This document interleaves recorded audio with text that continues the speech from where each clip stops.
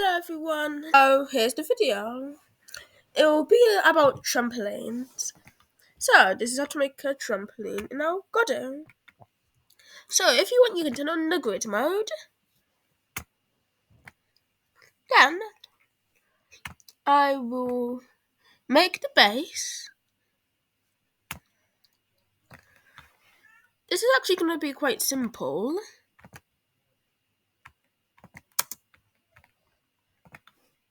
And it's glued. It's good. Then you'd want to hide these. Since, then colour it as much as you like. I make it dark grey and grey. Yeah.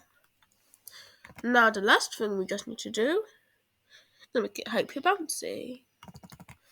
I'd recommend 2. There. Now we can add a stick man.